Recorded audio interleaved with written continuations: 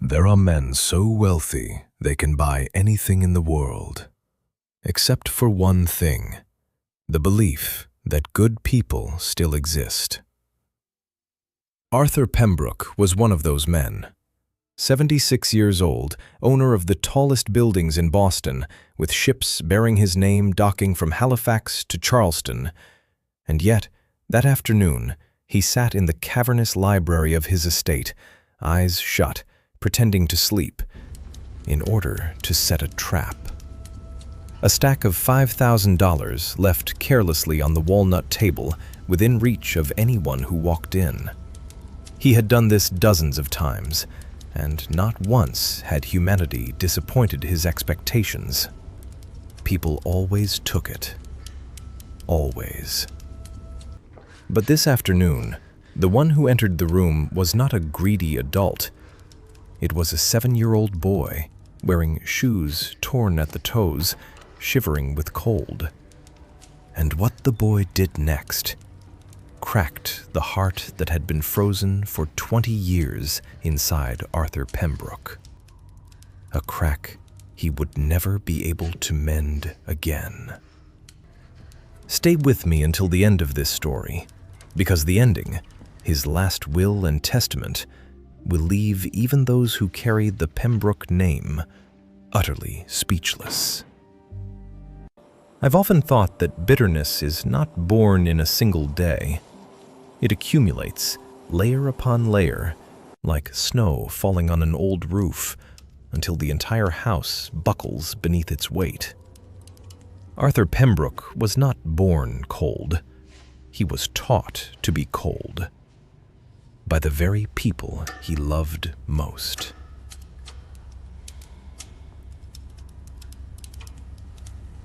Arthur Pembroke was not asleep.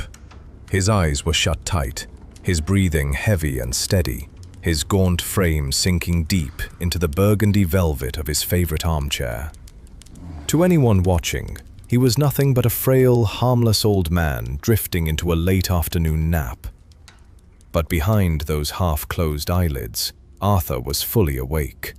His mind was sharp, calculating, and waiting. This was a game he still played, a habit he called the test of conscience. Outside, the season's first snow fell softly past the tall glass windows, laying a thin blanket over the withered rose garden of Pembroke House. Inside the library, the marble fireplace crackled, radiating a warmth so comforting it made one want to let down their guard. Oak bookshelves rose all the way to the ceiling. A grandfather clock ticked steadily in the corner. On the walls, the oil portraits of the Pembroke ancestors looked down with stern eyes. Arthur had staged a perfect scene. On the small mahogany table beside his hand, he had placed a thick envelope. It was already open. Inside was a stack of $100 bills totaling $5,000, enough to change an entire month for a poor person. A few bills were deliberately left sticking out, looking as though a doddering old man had accidentally forgotten them where anyone could see. Arthur waited. Then he heard the door handle turn. I think about Arthur in that moment, and I see something strangely sad.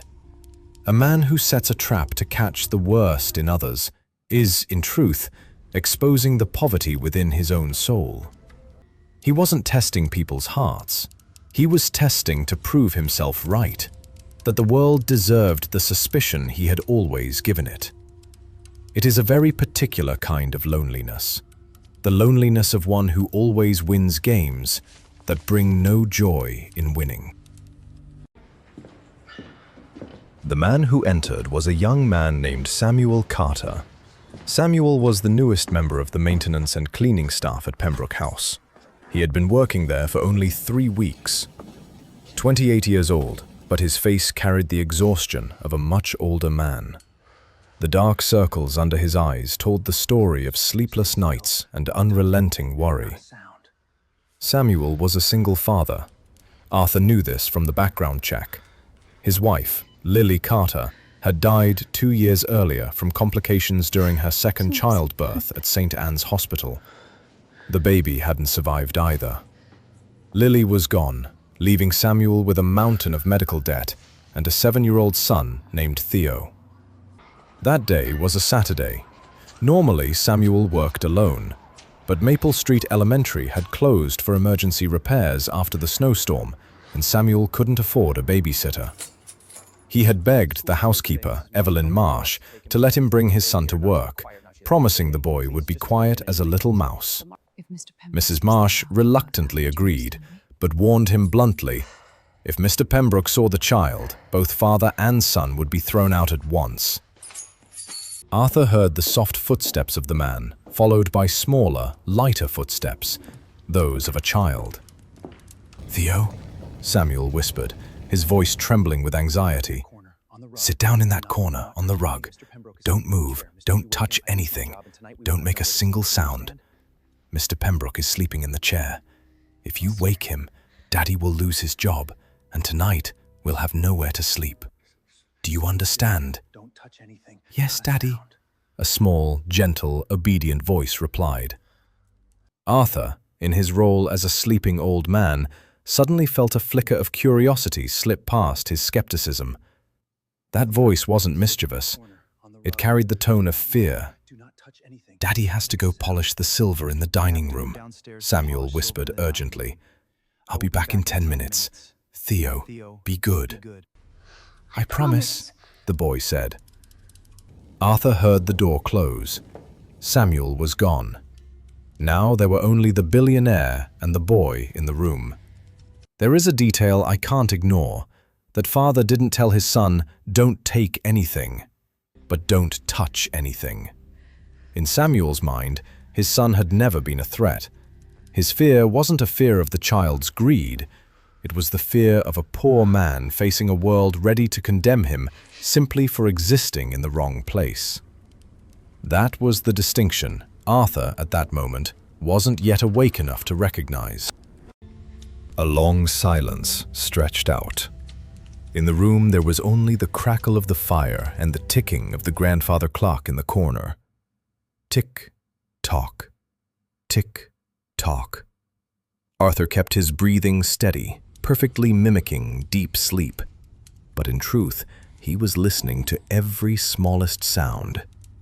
He expected the boy to start playing, expected the sound of a vase breaking, or the stealthy scuffle of feet as Theo explored the wealth he had never been allowed to touch. Children were curious, and poor children, Arthur had always believed, longed for what they didn't have. But Theo didn't move. 5 minutes passed. Arthur's neck began to ache from holding his head in one position, but he didn't break character. He kept waiting. Then he heard it, a very faint rustle of fabric. The boy was standing up. Arthur's whole body tensed, as if every sense had just been switched on. "Here it comes," he thought. "The little thief makes his move." He heard small footsteps approaching the chair, slow, hesitant, as though Theo were weighing every step. The boy came closer, and Arthur knew exactly what was drawing his gaze. The envelope. $5,000 lying there, just inches from his relaxed hand. A 7-year-old knew perfectly well what money was. He understood that money could buy toys, candy, food, maybe even a whole week of not having to worry about where to sleep that night. Arthur pictured the scene he had rehearsed hundreds of times in his mind. Theo would reach out, snatch the money, stuff it into his pocket. Then Arthur would open his eyes, catch him red-handed, and fire the father on the spot. One more lesson. Trust no one. The footsteps stopped. Theo was standing right beside him. Arthur could almost feel the child's breath. He waited for the rustle of paper. He waited for the hurried grab. But it never came. Instead, Arthur felt something strange. A small, cold hand, light as a feather, gently touched his arm. What is he doing? He wondered. Checking whether I'm still alive? Theo withdrew his hand. Then Arthur heard a sigh, strangely heavy for such a small child. "Mr. Pembroke," Mr. Pembroke? the boy whispered, so faintly it was nearly swallowed by the sound of the snow outside. Arthur didn't react. He sniffed and let out a fake snore, gruff and hoarse, exactly like a cranky old man. Theo moved, and then Arthur heard a sound that confused him. Not the sound of money being taken, but the sound of a zipper. What is this boy doing? Arthur thought, his mind racing. Then he felt something warmer being placed over his legs. It was the boy's jacket, a thin, cheap windbreaker, still slightly damp from the snow outside. Theo spread it over Arthur's knees like a small blanket. The room was drafty. The large windows still leaked cold despite the burning fireplace.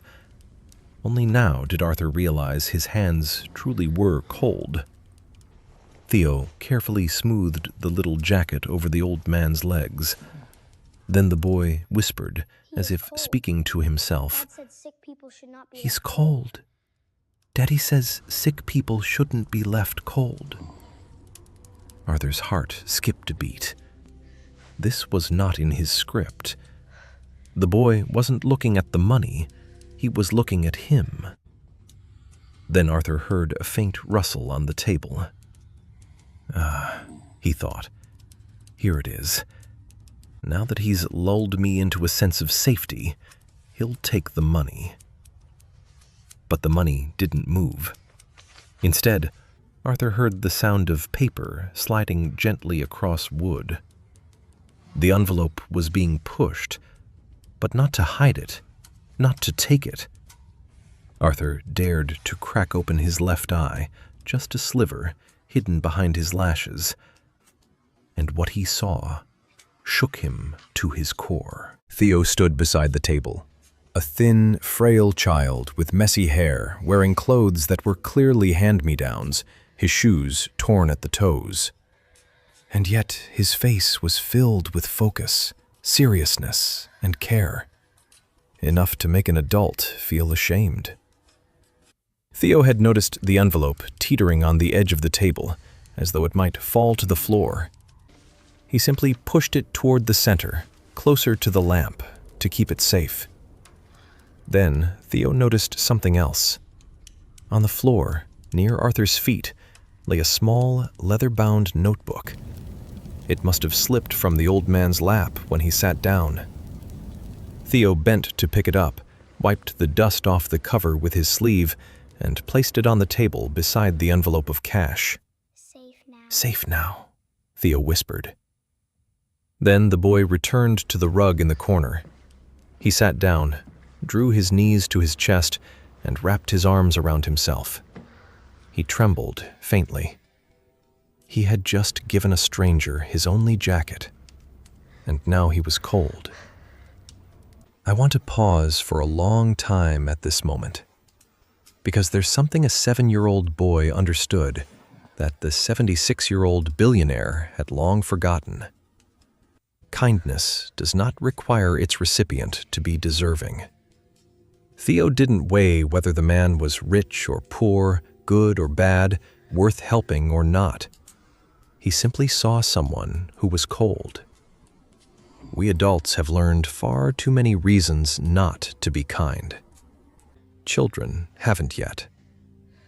And sometimes that not yet knowing is the wisest thing of all.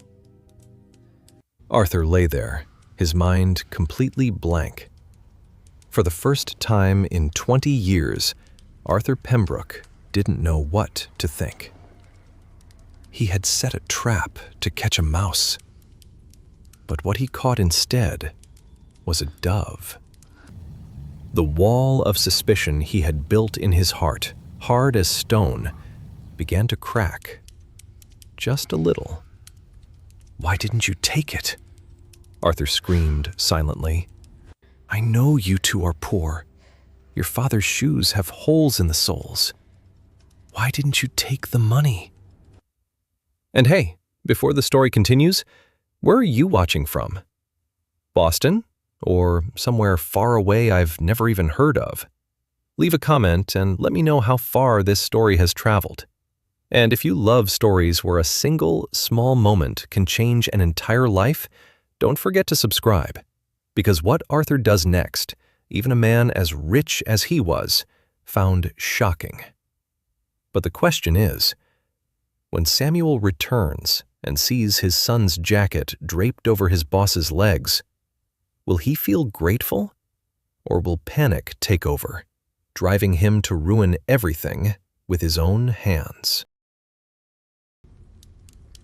Before Arthur could process the emotion rising within him, an old memory suddenly came flooding back, a memory he had tried to bury for 20 years. It was a winter long ago. Arthur was at the hospital then. His wife, Beatrice, lay on the hospital bed, so thin she was barely a shadow of her former self. Cancer had quietly devoured her body for 18 months. The doctors said she had only a few days left. Arthur sat beside the bed, holding her hand tightly. He had cancelled every meeting, cancelled every business trip. For the first time in his life, he had placed a human being above his work. "You're here," Beatrice whispered, her voice hoarse and broken. "I thought you'd be too busy." "Nothing is more important than you," Arthur said, silent tears sliding down his cheeks. Beatrice smiled weakly. Then she asked, very softly, "Where are the children?" Arthur stiffened. Their 3 children, Julian, Henry, and Charlotte, were not there. Julian was in Monte Carlo. Henry was skiing in Aspen. Charlotte was in New York, attending a lavish fashion launch. All 3 had told their father they were too busy to come. Coming soon.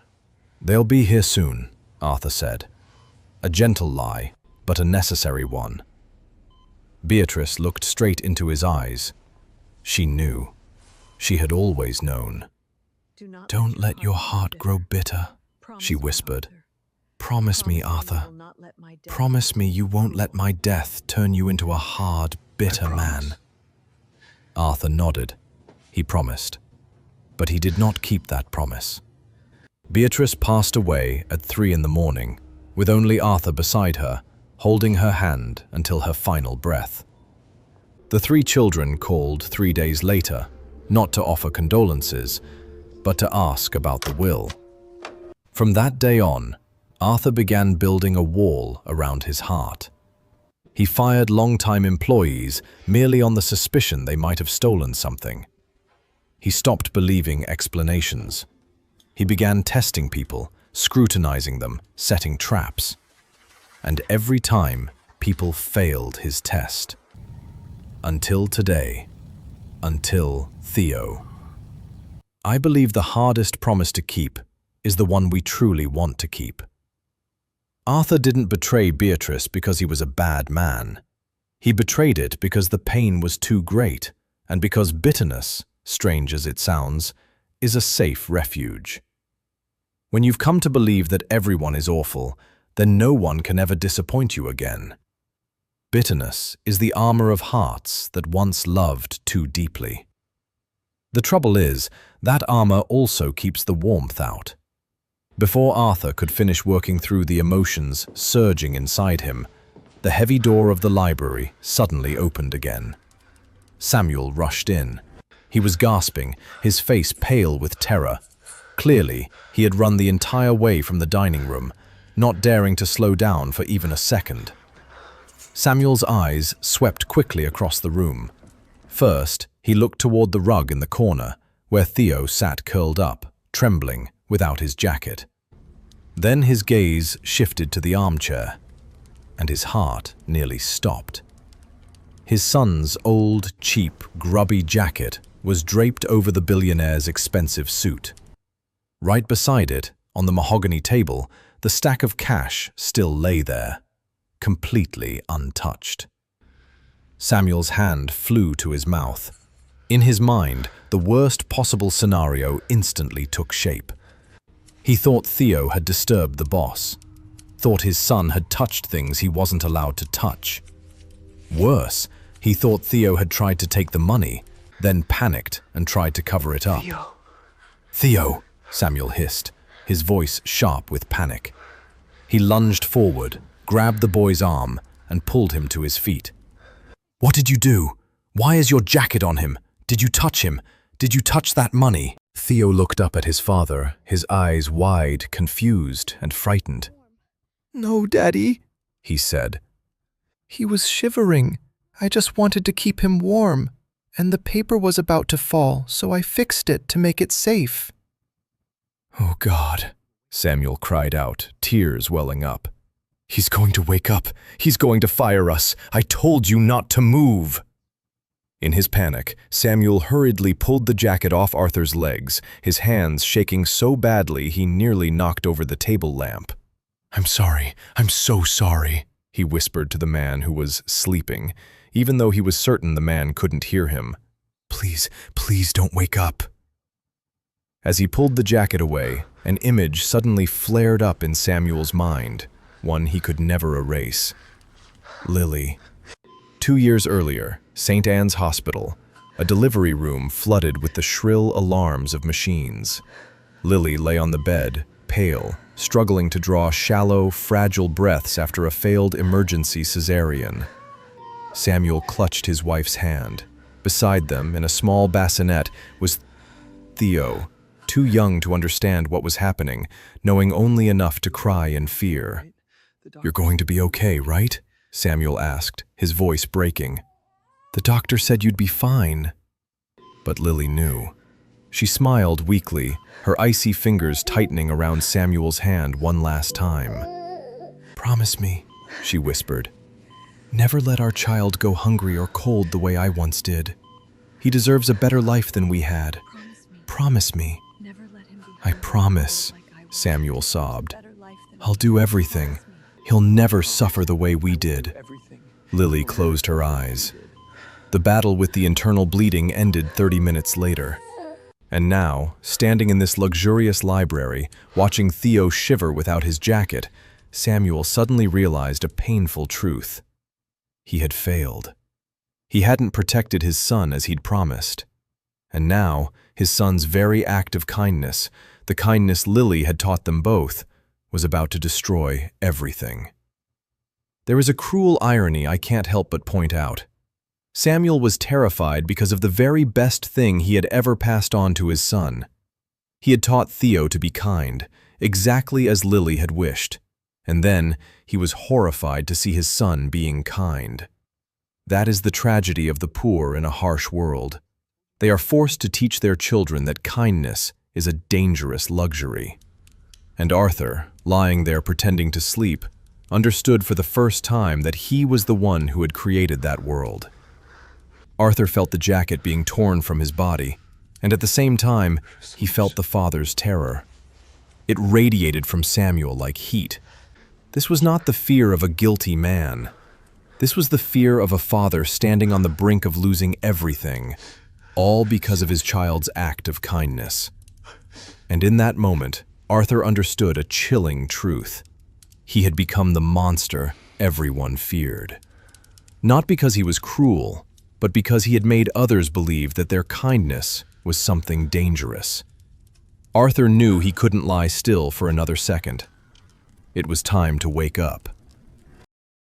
Arthur let out a low groan, a deliberate, dramatic groan, and shifted in his chair. Samuel froze instantly.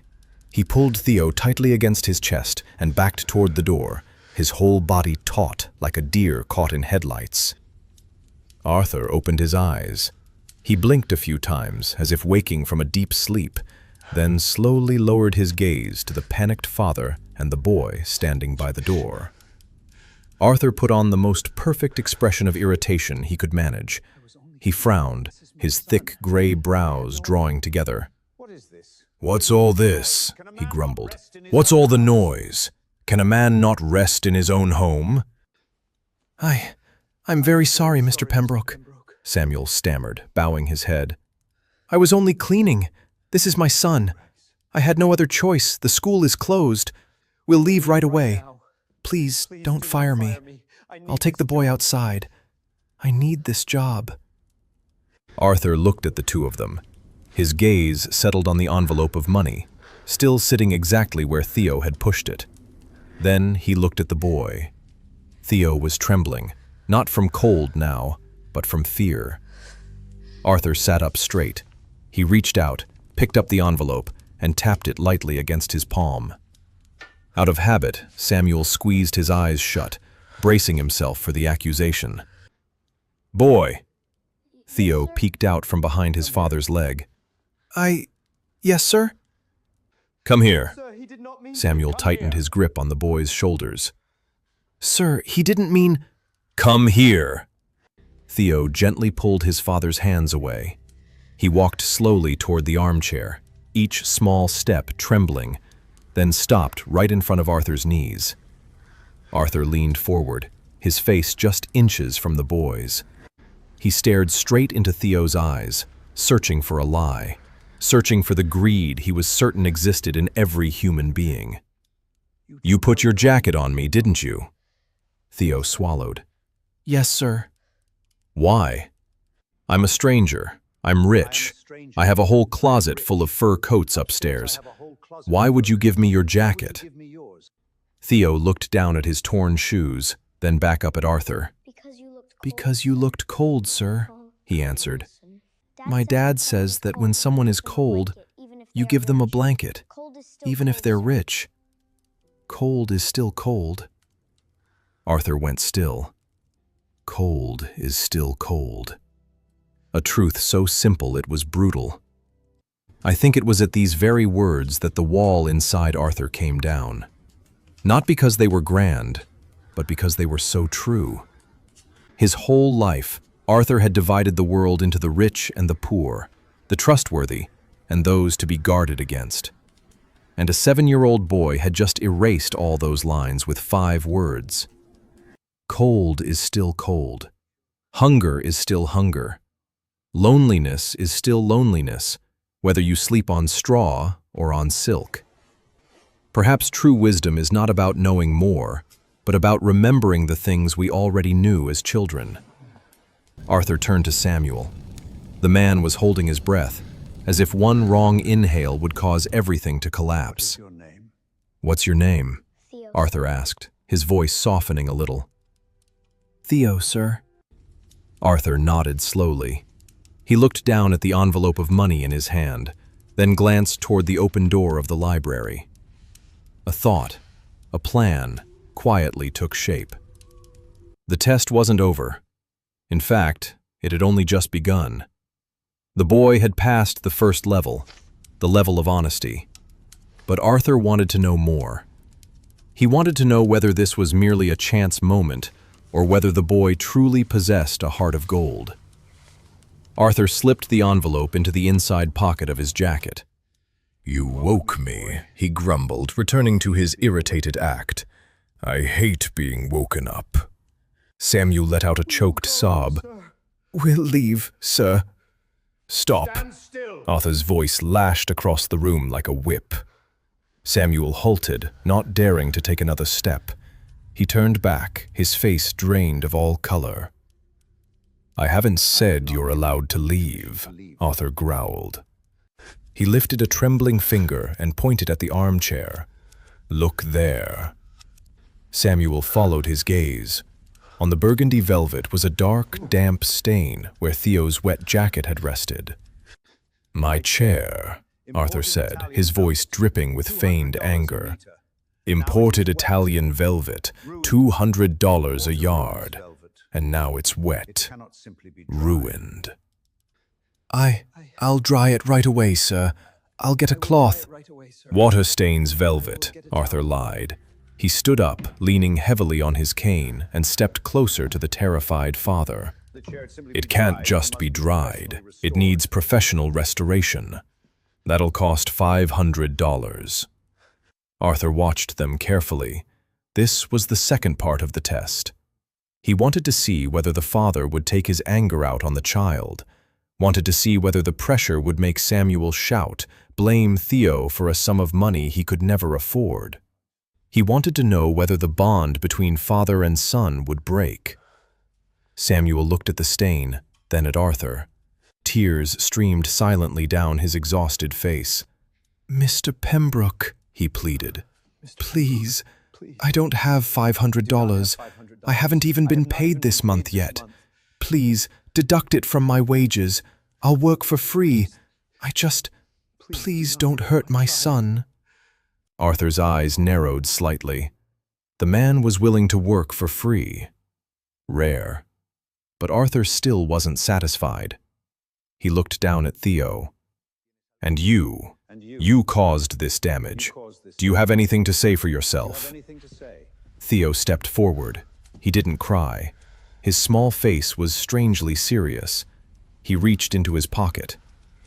"I don't have $500, Theo said softly. "But I have this." He opened his small hand. Resting in his palm was a tiny, worn toy car, a little yellow bus, missing one wheel, its paint chipped, old and worthless to anyone else. But the way Theo held it, it was as though he were holding a diamond. "This is Lily's little bus," Theo explained. "It's the fastest bus in the world. It used to belong to my mom before she went to heaven. Daddy gave it to me." Samuel gasped. "Theo, no, you don't have to." "It's okay, Daddy," Theo said. He looked up at Arthur. "You can take Lily's little bus to pay for the chair. It's my best friend. But you're angry, and I don't want you to be angry with my dad." Theo reached out and placed the broken toy bus on the expensive mahogany table, right beside the leather-bound notebook. Arthur went completely still. He stared at the tiny toy, his breath catching in his throat. The room suddenly felt too small to breathe in. He thought of the stack of cash in his pocket. Thousands of dollars. Then he looked again at the three-wheeled bus on the table. This boy was offering the most precious thing he owned to fix a mistake born of kindness. He was giving up the only remaining keepsake of his mother, just to save his father's job. Arthur's heart, frozen for so many years, split open with a sharp, searing pain. And suddenly, he understood a truth that left him shaken. This boy who had nothing was richer than Arthur would ever be in his whole life. Arthur had millions of dollars, but he had never, and perhaps never would, sacrifice the thing he loved most for anyone. I consider this the most valuable moment in the entire story. Because Theo wasn't giving away something he had to spare, he was giving away something irreplaceable. There is a vast difference between giving from your surplus and giving from your scarcity. The rich still donate, but they rarely feel pain. Theo felt pain. And it is precisely that pain that is the true measure of generosity. Arthur, who had never had to feel pain in giving anything away, was seeing true generosity for the first time. And it came from a child in shoes with holes in them. The silence stretched on. Outside, the snow kept falling softly past the windows. Arthur slowly picked up the toy. His hand trembled. You. His voice no longer grumbled. It was barely a whisper. "You would give me this just because a chair got wet." "Yes, sir," enough? Theo answered. Is it enough?" Arthur closed his eyes. In his mind appeared the image of his own children, calling only when they wanted a new sports car or a vacation home. They had never given him anything. They only knew how to take. "Yes," Arthur whispered, opening his eyes. "More than enough." They were wet. "Yes, Theo, it's enough. More than enough." Arthur sank back into his chair. The performance was over. He could no longer play the villain. "Sit down," Arthur said, and his voice was now completely different. No sharpness, no heavy authority. It was the voice of a tired, lonely old man. Sir? "Sir?" I said sit down. "I said sit down," Arthur Please. growled out of habit, Just sit then down. immediately softened his tone. "Please, just sit. Don't look at me as if I'm about to eat you." I am about to eat you. Samuel hesitated for a few seconds, then sat on the edge of the sofa, instinctively pulling Theo into his lap. Arthur looked down at the toy in his hand, his thumb gently spinning the remaining wheels, his eyes distant. "I have a confession to make," he said, still looking at the floor. It is only wet. "The chair isn't damaged at all. It's just wet. In an hour, it'll be dry." Samuel exhaled a breath he had been holding far too long. "And," Arthur continued, raising his head to look directly at the father and son, "I wasn't asleep." Samuel's eyes widened. You weren't asleep?" "No," Arthur shook his head. "I was pretending. I deliberately left that money on the table. I wanted to see if you would take it. I wanted to catch you." Samuel instinctively held Theo tighter. Hurt was written plainly across his face. "You tested us, like mice in a maze." "Yes," Arthur admitted, without evasion. "I'm a bitter old man, Samuel. I believe everyone is a thief. I believe everyone has a price." He lifted a trembling finger toward Theo. "But this boy," his voice broke. "He didn't take the money. He covered me with his jacket simply because he thought I was cold. And then he offered me his mother's keepsake." Arthur raised a hand to wipe away a tear rolling down his cheek. He made no effort to hide it. "I lost my way," he whispered. "I have all the money in the world, and yet I'm poor. And you have nothing, and yet you've raised a king." I want to pause at a small detail in this moment. When Arthur confessed, it's easy to focus only on Samuel's reaction, the hurt, the bewilderment of an adult who has just learned he was being tested. But I think the child's reaction is the one that matters. Because Theo couldn't grasp the concept of a test. In his world, no one pretends to be cold in order to trap someone else. Theo looked up at Arthur, his small brows knitting in confusion. "So, you were pretending to be cold, sir?" Arthur opened his mouth to answer, but Theo went on, his voice innocent. "But your hands really were cold. I felt them." Arthur went still. It was true. His hands really had been cold. He had set a fake trap, but the cold was real. The loneliness was real. And the boy's kindness was real too. The child had touched a truth Arthur hadn't anticipated. He wasn't acting out a man who needed warming. He was the man who needed warming. Perhaps that is the most frightening thing for men like Arthur. They put on so many performances so that no one will see the truth. But sometimes a child, with his clumsy honesty, sees right through all of them. Theo wasn't fooled by the act because he didn't care about the act. He only cared about the cold hand. And that, it turned out, was the only thing that mattered. Arthur stood up. He walked toward the fireplace, took a deep breath as if gathering the last of his courage, then turned back to the father and son.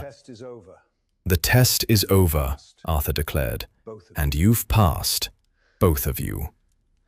He reached into his jacket pocket, pulled out the thick envelope of money, stepped in front of Samuel, and held it out. "Take it." Samuel shook his head firmly.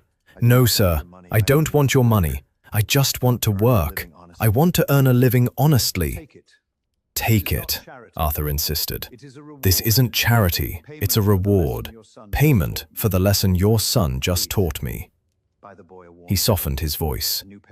"Please, buy the boy a warm coat, a new pair of shoes, and buy yourself a bed that doesn't make your back ache every morning. Take it." Samuel's hand trembled as he reached out and accepted the envelope. Thank you, Mr. Pembroke. Truly, thank you. Don't thank me yet, Arthur replied, and a small, genuine smile, the first in many years, touched his lips. I have a business proposal for Theo. Theo looked up, his eyes lighting up. For me? Yes, Arthur said. He lifted the small bus. I'll keep Lily's little bus. It's mine now. You gave it to me to settle the debt. Theo's face flickered with sadness. But, Arthur went on, I can't drive a vehicle with only 3 wheels. I need a mechanic, someone to help me fix things around here, and someone to help me fix myself. Arthur knelt down, a movement that sent a sharp pain through his aging knees, so he could be at eye level with the 7-year-old boy. Theo, he said softly, would you like to come here every day after school? You can sit in this library, do your homework, and teach this grumpy old man how to be kind again. In return, I'll take care of your education, all the way through college. Deal? Theo turned to look at his father. Samuel was openly crying now, one hand over his mouth, his shoulders shaking. He nodded. Theo turned back to Arthur. He smiled, a gap-toothed smile, pure and heartbreakingly beautiful. Yes, Theo said, then held out his small hand. Arthur Pembroke, the billionaire who had never trusted anyone, reached out, took that hand, and shook it. People tend to think beautiful stories end at their most beautiful moment. But real life isn't like that. Real life is what happens after the handshake. And that part isn't always as easy as we imagine. 3 years passed since that snowy afternoon. Arthur Pembroke's mahogany-paneled library had changed almost beyond recognition.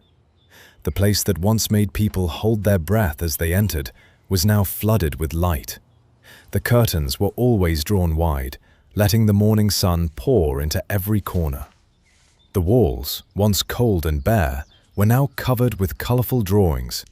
Theo's school artwork, family portraits, houses with smoking chimneys and bright blue skies. On the large desk, amid files and legal documents, there was always one small but striking object. The yellow bus, Lily's little bus. Arthur had hired the finest jeweler in Boston to restore the missing wheel. The new wheel wasn't merely replaced, it was crafted from pure gold. Theo, now 10, sat cross-legged on the rug, absorbed in a math problem. Arthur sat in his familiar armchair, this time not pretending to sleep, leaning toward the boy, patiently following every number. Mr. Pembroke, Theo frowned, tapping his pencil on the notebook. I don't understand this part about decimals. Call me Arthur, kid. Call me Arthur, my boy, he smiled, repeating what he'd said countless times. Let me take a look. Samuel entered with a tray of tea. He no longer wore the worn janitor's uniform. Instead, a simple but well-fitted suit. Arthur had promoted him to estate manager, in charge of the entire maintenance and gardening staff. Thank you, Samuel, Arthur said, accepting the cup of tea. There was no longer any distance between master and servant, only trust and friendship. But not every day was as peaceful as that afternoon had been. I want to tell you something people don't often like to mention when they speak of kind children. Because a kind child doesn't mean a perfect human being. Theo grew up. And growing up means running into the things that bend you out of shape. When Theo was 13, something happened that Arthur never told anyone. That day, a group of classmates came over to Theo's house, the cozy little home Arthur had bought for father and son nearby. One of the boys spotted the old toy bus. Theo still kept an identical one, a replica Arthur had made for him, and sneered. A baby's toy! Are you so poor you play with a broken car? That night, Theo hid the bus at the bottom of his closet. And for the first time, he felt ashamed. Ashamed of his background, of his gardener father, of the shoes he had once worn. For weeks, Theo became irritable. distant. He began speaking to Arthur in the tone of a boy who wanted to get rich fast and forget who he had once been. One evening in the library, Theo blurted out, "When I grow up, I'm going to sell off all these old things. I want everything to be new." Arthur didn't shout. He simply took Lily's little bus down from the shelf and placed it in Theo's hand. "Do you know why I keep it?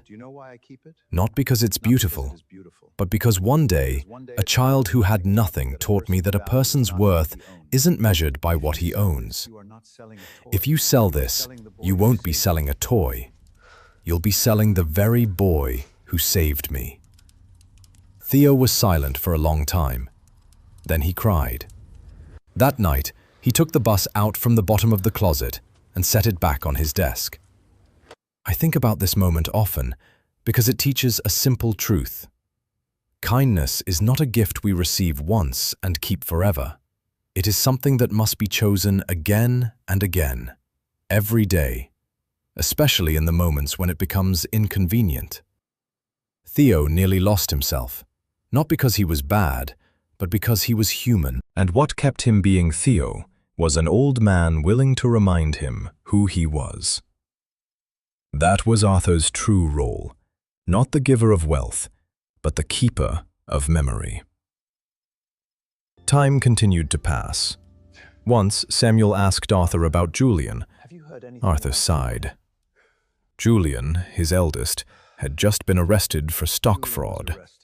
Arthur had tried to help, with the best lawyers money could buy, but Julian wanted only one thing, a blank check. "He chose his own path," Arthur said, his voice lowering.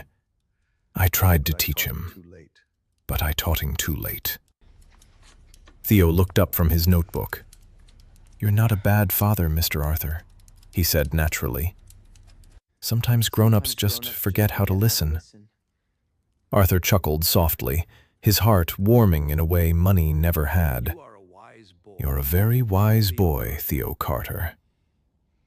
By the summer he received a letter announcing his acceptance to a prestigious private school on a full scholarship. Arthur, walking more slowly, clapped his hands, unable to hide his pride. "Wonderful! I knew it! I wrote your recommendation letter myself." Arthur had bought father and son a cozy little home near the estate. Still, Samuel brought Theo over every day and stayed to work. The three of them ate dinner together, watched movies together, told each other small stories and silly jokes. For the first time in 15 years, laughter filled Pembroke House. Arthur's 3 biological children never came back, but Samuel and Theo were there every day. They had given him something that the oil paintings and the rare books never could: a family. One winter morning, when Theo was 14, Mrs. Marsh, the housekeeper, was about to have the old burgundy velvet chair cleaned. Arthur stopped her. "Leave that mark," he said. Mrs. Marsh looked puzzled. On the velvet, there was still a faint, damp stain that had faded over the years, the trace of a boy's wet jacket long ago. "Sir, that stain—" "That's not a stain," Arthur cut in, his voice strangely gentle. "That's where a child covered me with his jacket. I lied to him that the mark had ruined a $500 chair. The truth is, it saved something far more valuable. Leave it there. It's the most precious thing in this room." I love this detail because it speaks volumes about Arthur 10 years later.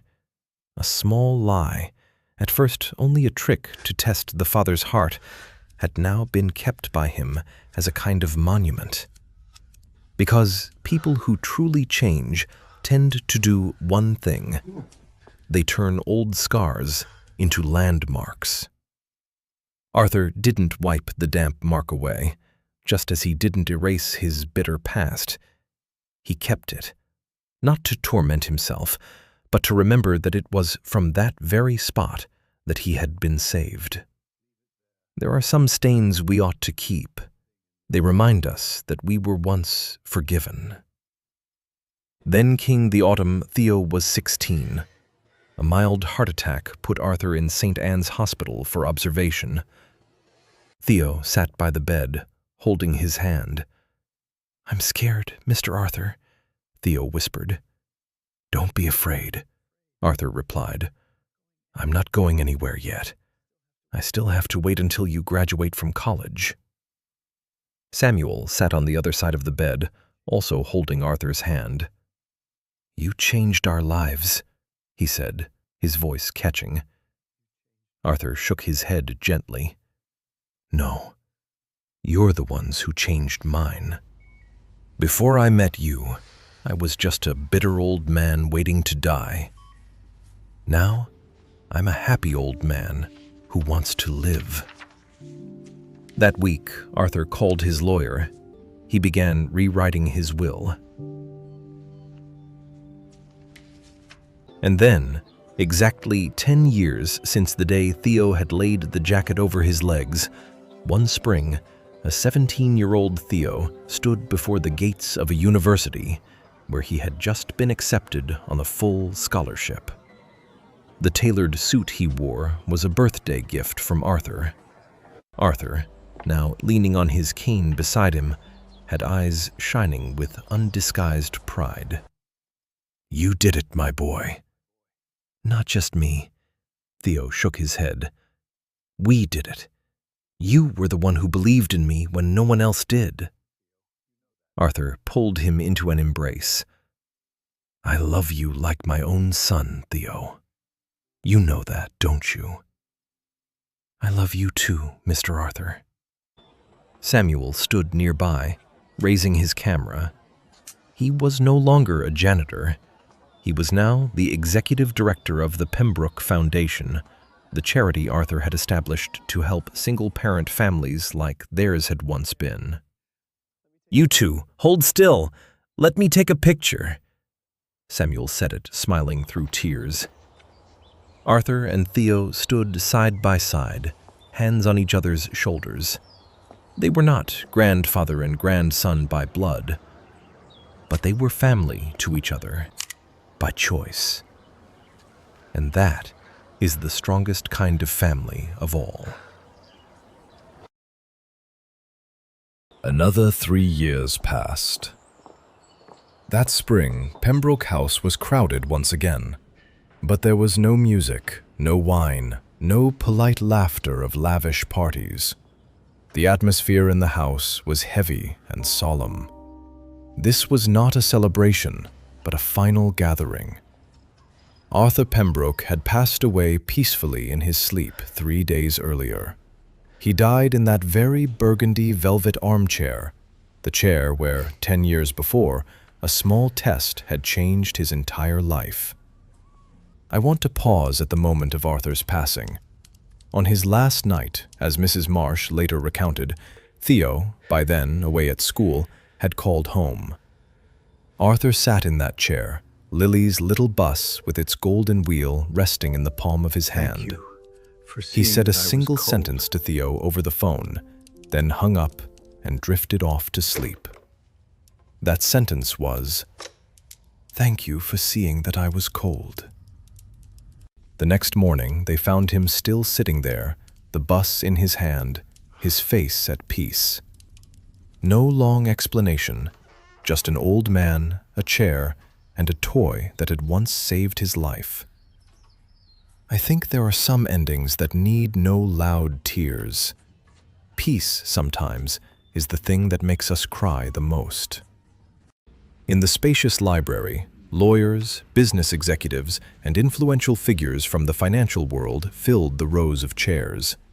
Near the window, a young man stood silently, looking out at the snow-covered garden.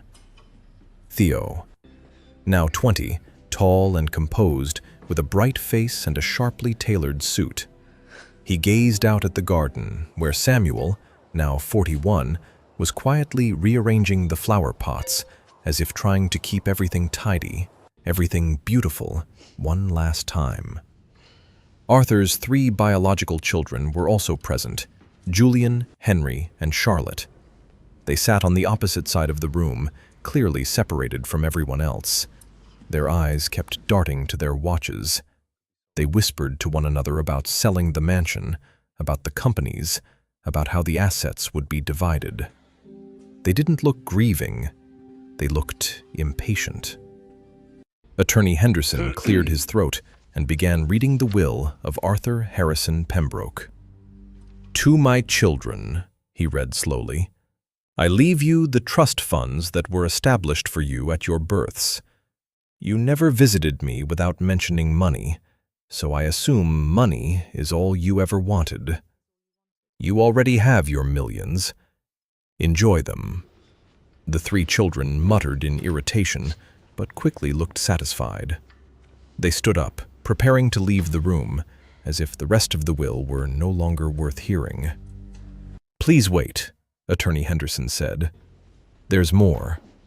They stopped, turned back, annoyed.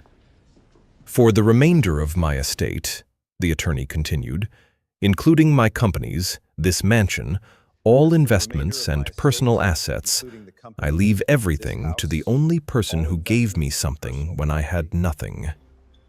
All three children froze. They whirled around, confused. "Who?" Julian blurted out. "We are his family." The attorney took a breath and read each word clearly. "I leave everything to Theo Carter." The room erupted. Shouts of outrage filled the air. The two sons pointed at Theo. "Him? The gardener's son? This is a joke. He manipulated our father." Theo didn't move. He said nothing. He simply stood still, holding a small object in his hand, his thumb unconsciously rubbing its familiar surface. The attorney raised his hand for order. "Mr. Pembroke left a letter explaining this decision. He instructed me to read it aloud." He unfolded the handwritten letter, his voice slow and steady as the room gradually quieted. "To my children, and to the world. You measure wealth in gold and property. You believe I left everything to Theo because I had lost my mind. You are mistaken.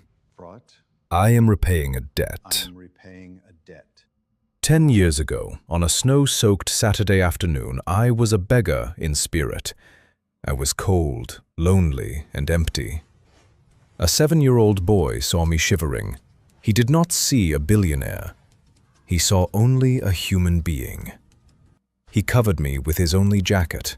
He protected my money when he could easily have taken it. But the greatest debt was repaid when he offered me the most precious thing he owned, a broken toy bus, to save his father from my anger. He gave me everything he had, expecting nothing in return. That day, he taught me that the poorest pocket can still hold the richest heart. He saved me from dying as a bitter and hateful man. He gave me a family. He gave me 10 years of laughter, noise, and love. So I leave him my estate. It is a small exchange because he gave me back my own soul." The attorney folded the letter. He looked at Theo. "Theo," he said softly, "Mr. Pembroke wished for you to receive this." Before he could present the velvet box, Charlotte, the only daughter, jumped to her feet, her face flushed red. "We are his biological children. We carry the Pembroke blood, and he is just the son of a gardener." Theo slowly turned toward her. His eyes held no anger, only a strange, steady calm. "But I carry his heart," Theo said quietly. "And for 10 years, I was there for him. Where were you?" Charlotte fell silent. I thought for a long time about these three children, because they aren't simply one-dimensional villains. They were greedy, yes, but they were also a product of Arthur himself, of a father who chose work over his children, and only at the end of his life learned how to love from a stranger's child. There's a hidden tragedy here. Arthur gave Theo everything he had never given his own children. And so the anger of Julian, Henry, and Charlotte was not entirely unreasonable. They weren't just losing an inheritance. They were seeing proof that their father was capable of love, just not with them. That is the part that hurts most. And perhaps that's why there is a small moment worth noticing as Charlotte walked toward the door. As she passed the velvet box the attorney had just opened, Charlotte's eyes accidentally fell on the toy bus with its golden wheel. She stopped for half a second. Something flickered across her face, perhaps a memory of some childhood toy, of an afternoon her father should have been there but wasn't. Her hand twitched slightly, as if to reach out. Then she pulled back, gripped her purse tightly, and walked out the door, her heels clicking coldly on the wooden floor. She didn't look back. But in that half second, she had been a human being, not a villain. And sometimes, half a second is all that's left of a hardened heart. Henry, the second son, said coldly, "We'll sue. We'll overturn this will." Attorney Henderson shook his head. "You may try, but this will was drafted by 5 top attorneys, witnessed by 3 independent parties, and Mr. Pembroke recorded video confirmation of his sound mind. This will cannot be contested." The 3 children looked at one another, then left in silent fury. The attorney presented a small velvet box to Theo. Theo opened it. Inside, resting on pristine white silk, was the old toy bus, Lily's little bus, with its wheel of pure gold. Arthur had kept it for 10 years. Theo picked up the bus. Tears streamed silently down his face. He wasn't thinking about the mansion, not about the millions of dollars. He was thinking only of his friend, the gruff old man who had patiently sat beside him, helping him solve difficult math problems. Theo walked over to Samuel, who had just come in from the garden. Samuel wrapped his arms tightly around his son. "He was a good man, Theo," Samuel whispered. "He just needed a jacket." Theo nodded, clutching the bus tightly in his hand. He only needed a coat. He said softly. He just needed a jacket. As the city of Boston entered a new year, Theo Carter was 25 years old. He was no longer the skinny boy in torn shoes of years past. Theo had graduated with a degree in business administration, a path many believed would lead straight to yachts, supercars, and lavish parties. But Theo chose a completely different direction. He did not use his inherited wealth to show off. Instead, Theo transformed Pembroke House into a community center. The mansion that had once been a symbol of isolation and suspicion became a free school for the children of single-parent families. The mahogany library, where the test had taken place years before, was no longer a heavy space of power. It became a children's library, flooded with light, books, and the eager whispers of young dreams. At the center of the room, inside a carefully preserved glass case, stood Lily's little bus, the bus with its golden wheels. Beside it, a brass plaque bore a simple yet profound inscription. In memory of Arthur Harrison Pembroke, a man who learned that true wealth is not measured by what we own, but by what we give. One quiet afternoon, Theo walked into the library. In a corner of the room, a boy of about 7 sat staring intently at the bus in the glass case, his curious eyes never leaving it. "Do you like it?" Theo asked, sitting down beside the boy. The boy nodded. "It's beautiful. The wheels are made of gold, right?"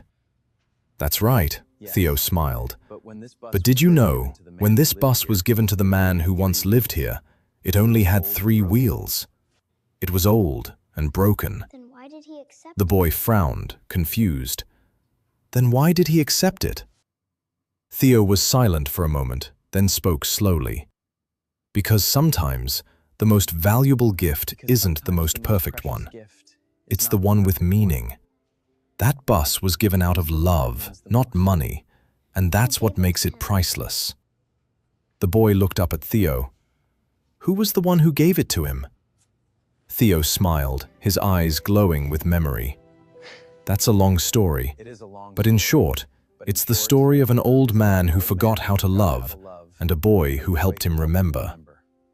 The boy thought for a moment, then asked softly, "Do you think someday I could do something like that?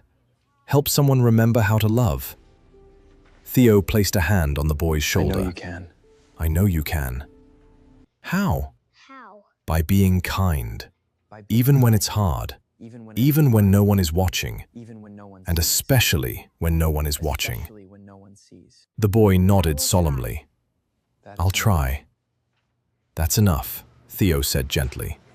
As the boy ran off to play with the other children, Samuel walked into the library. He was now 46, his hair streaked with gray, but his face was peaceful and fulfilled. "Thinking about him?" Samuel asked, sitting down beside his son. "Every day," Theo admitted. "Do you think he'd be proud?" Samuel looked around the room. Children reading, studying, laughing. Walls that were once cold, now filled with life. "My son," Samuel said, his voice thick with emotion. "He wouldn't just be proud, he'd be amazed. You took his gift and multiplied it 100-fold." Theo looked toward the bus in the glass case. "I only did what he taught me," he said, "to give without expecting anything in return." I won't end with a moral sermon, even though this story holds countless lessons. I only want to leave you with an image. A 7-year-old boy sitting in a sunlit library, looking up at a toy bus with golden wheels in a glass case. He doesn't know the whole story. He doesn't yet understand the will, the millions of dollars, a father who came too late for his own children. He only sees something beautiful, and he wonders whether someday he could do the same. And that, to me, is the real ending. Not the will, not the mansion, but the moment kindness finds someone to carry it on. Outside, the gentle New England spring sun streamed through the tall windows. The rose garden was beginning to bloom. Children's laughter echoed throughout the house. Pembroke House was no longer a fortress of suspicion and fear. It had become a beacon of hope.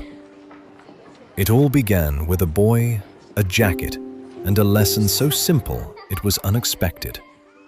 Cold is still cold, no matter who you are. In a world where everyone is trying to take something, those who are willing to give are the ones who truly change the world. Arthur Pembroke had all the money in the world, but he was poor, until a child taught him how to love.